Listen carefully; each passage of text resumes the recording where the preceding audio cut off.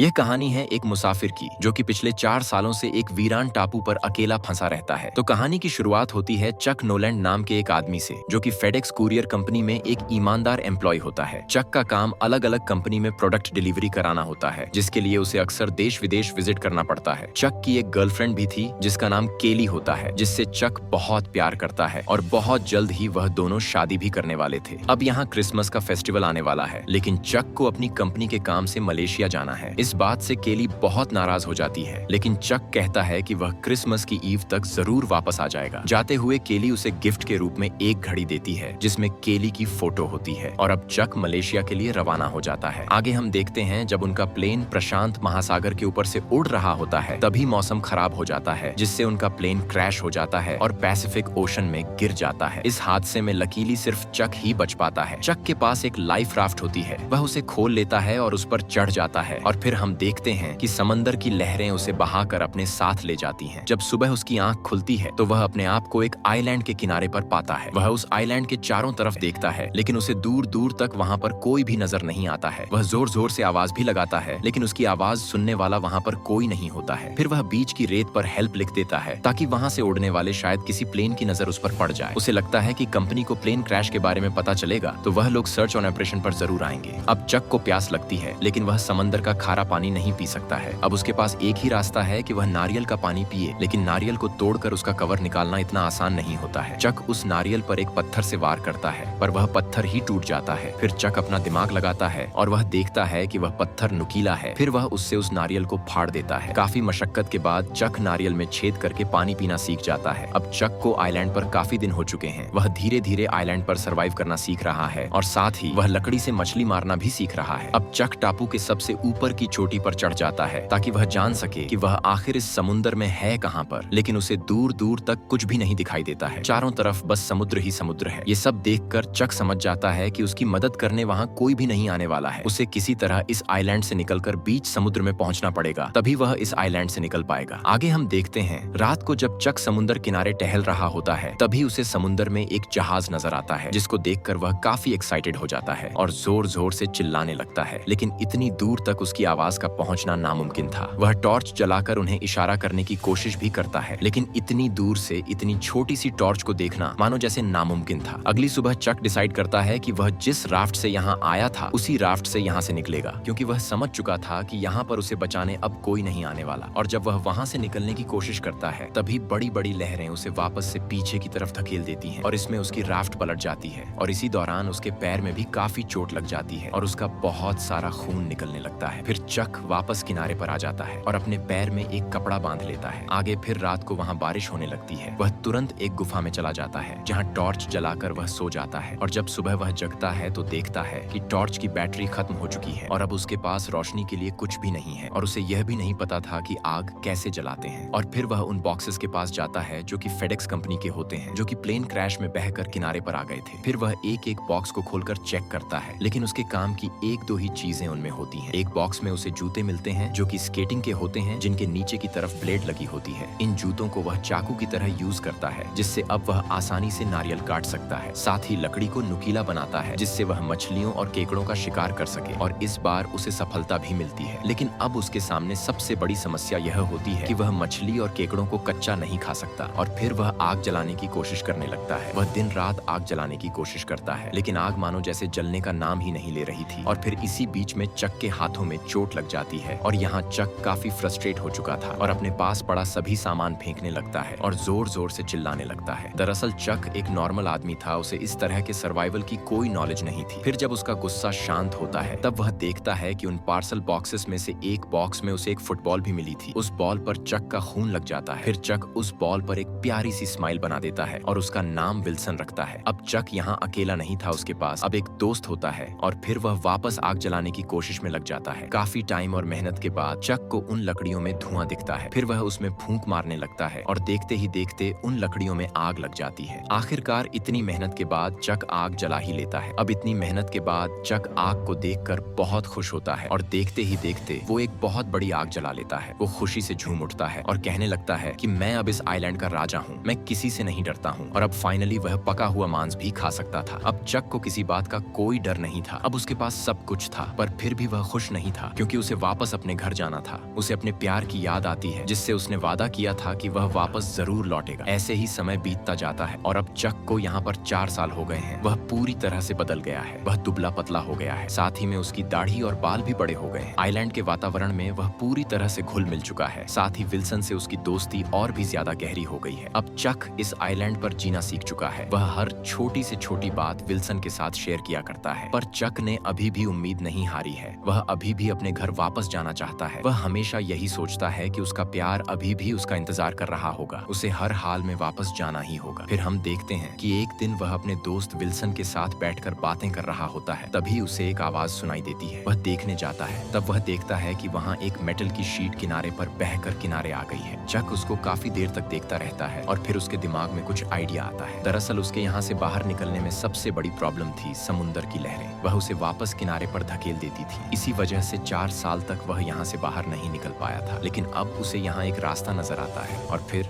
वह यहाँ से बाहर निकलने के काम पर लग जाता है। वह नारियल के बड़े बड़े पेड़ों को काट लेता है और सभी चीजों को अच्छी तरह से एक दूसरे से बांध देता है और यहाँ से निकलने के लिए एक नाव तैयार कर लेता है। और फिर वह यह डिसाइड करता है कि जब हवा का रुख बदलेगा तब वह यहाँ से निकलेगा। लेकिन अब वह आइलैंड छोड़कर जाने से डर रहा होता है, क्योंकि वह जानता था कि अगर वह एक बार इस आइलैंड से निकल जाता है तो वह वापस यहाँ नहीं आ पाएगा और अगर उसे बीच समुद्र में कोई ना मिला तो वह वहीं भूख और प्यास से मारा जाएगा। वह रात भर बैठकर बस यही सोचता है कि यहाँ से निकले या नहीं। वह वहाँ अपने दोस्त विल्सन से भी पूछता है कि उसे क्या करना चाहिए, लेकिन विल्सन तो सिर्फ एक फुटबॉल था। वह भला कुछ कैसे बोल सकता है। लेकिन कोई जवाब ना मिलने पर चक बहुत गुस्सा होता है और विल्सन को लात मारकर गुफा से बाहर फेंक देता है। लेकिन कुछ समय बाद फिर उसे एहसास होता है कि उसने यह क्या किया। वह तुरंत गुफा से बाहर निकलता है और विल्सन को ढूंढने लगता है। वह जोर जोर से रोने लगता है और बोलता है, विल्सन मुझे माफ कर दो मेरे दोस्त, मुझे ऐसा नहीं करना चाहिए था, प्लीज वापस आ जाओ। और तभी उसे किनारे पर पड़ा विल्सन मिल जाता है। दरअसल इतने साल अकेले रहने के बाद चक काफी मानसिक तनाव में था और उसने काफी कुछ झेला था। लेकिन अब वह फाइनली फैसला कर लेता है कि वह इस आइलैंड को छोड़कर जाएगा। और फिर अगली सुबह चक आइलैंड से निकलने के लिए तैयार था। वह एक बड़े से पत्थर पर अपना नाम लिखता है और लिखता है कि वह केली से बहुत प्यार करता है। फिर वह विल्सन को भी नाव से बांध देता है और सभी जरूरी सामान अपने साथ रख लेता है और फिर वह उस आइलैंड को हमेशा के लिए छोड़कर वहां से निकल जाते हैं। फिर आगे उसका सामना रास्ते में एक बड़ी लहर से होता है, पर इस बार चक घबराता नहीं है। वह हिम्मत से काम लेता है और जैसे ही लहर उसके पास आती है वह तुरंत उस मेटल की शीट को खोल देता है, जिससे वह मेटल की शीट उन लहरों को काट देती है और चक की बनाई नाव इस बार नहीं डूबती है। अब चक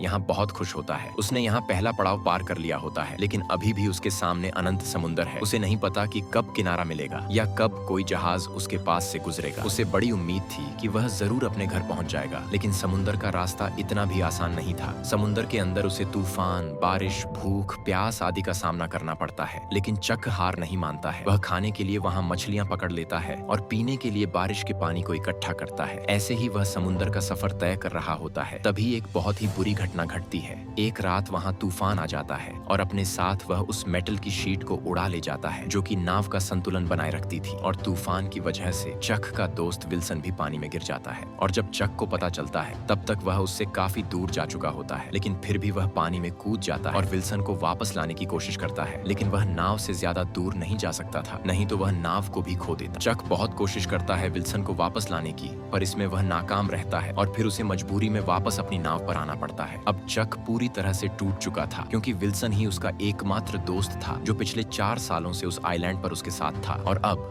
वह अकेला रह गया था। इसके बाद कुछ दिन बीतते हैं। अब यहाँ चक काफी दिनों से भूखा और प्यासा था। वह बिल्कुल बेजान था और तभी वहाँ चक को कुछ आवाज आती है। वह पीछे मुड़कर देखता है तो उसे एक मर्चेंट शिप दिखती है और अब फाइनली यहाँ चक को बचा लिया जाता है। अब चक अपनी जगह पर वापस लौट चुका होता है, लेकिन वह देखता है कि यहाँ पर सब कुछ बदल चुका है। उसे पता चलता है कि केली, जिससे वह इतना प्यार करता था, उसने अब किसी और से शादी कर ली है और अब उसकी एक बेटी भी है। और वहाँ उसके फैमिली मेंबर्स और रिलेटिव्स को लगा था कि वह मर चुका है और उन्होंने उसका अंतिम संस्कार भी कर दिया था। और अब चक बस यहाँ केली के बारे में ही सोच रहा होता है कि वह सिर्फ उसके लिए ही वहाँ उस आइलैंड पर इतने साल जिंदा रहा और अब फाइनली जब वह यहाँ है तो वह चाह कर भी उसकी नहीं हो सकती। और फिर चक यहाँ केली से मिलने उसके घर जाता है। केली उसे जिंदा देखकर बहुत खुश होती है। चक उससे कहता है कि तुम्हें कुछ कहने की जरूरत नहीं है, मैं जानता हूँ कि तुम्हारी शादी हो चुकी है और अब तुम्हारी एक बेटी भी है और मैं तुम्हारे लिए बहुत खुश हूँ। और कहता है कि मैं बस यहाँ पर अपनी कार वापस लेने आया था। दरअसल जब चक मलेशिया की ट्रिप पर जा रहा होता है तब वह अपनी कार केली को देकर गया था। फिर चक वापस अपने घर घर के लिए निकल जाता है। लेकिन तभी केली जोर से चक का नाम पुकारती है और भागती हुई चक के पास जाती है और चक भी अपनी कार से बाहर निकल आता है और केली को जोर से गले लगा लेता है। फिर चक केली से कहता है कि मैं अभी भी तुमसे बहुत प्यार करता हूँ, पर अब तुम्हारी शादी हो चुकी है, अब हमारे रास्ते अलग अलग हैं। और फिर चक वहाँ से केली को अलविदा कहकर चला जाता है। और दोस्तों, कहानी यहाँ खत्म होती है। और अगर ये कहानी अच्छी लगी हो तो लाइक और सब्सक्राइब करके ही जाना प्लीज, और कमेंट में जरूर बताओ कि आगे किस कहानी पर वीडियो बनाना है।